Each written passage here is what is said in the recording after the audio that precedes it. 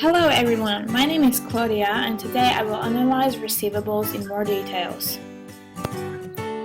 I will start with explaining what receivables are and how we record them into accounting system. Later on, I will show you how to estimate and calculate the potential risk resulting therefrom called bad expense, and I will also introduce you two basic methods of recording it into accounting system.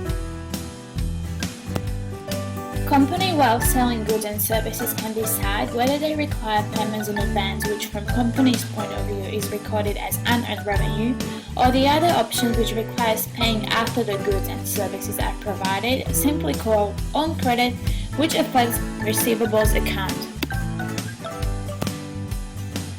While selling on credit, companies often do not expect collecting 100% of the money owed by the customers.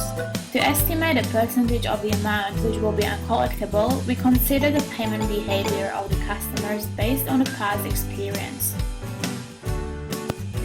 The percentage of the future uncollectible receivables can be calculated as allowance ratio, which is a comparison of an allowance account gross receivables, which we get by adding net account receivables and allowance for doubtful debts. There are two possible ways how to record a bad debt expense. The easiest way to manage bad debt is the direct write-off method.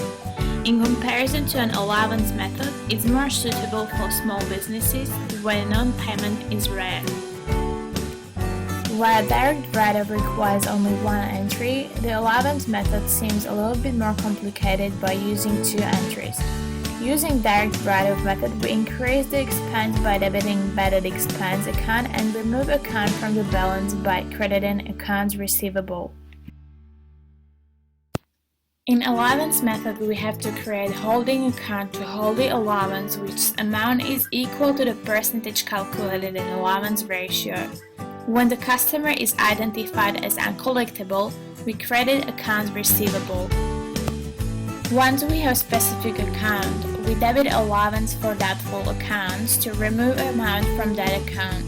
Moreover, when the customer is deemed uncollectible, to cover the loss we have to debit allowance for doubtful accounts and credit accounts receivable to remove customer's balance.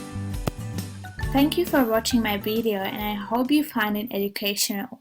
Created using Powtoon.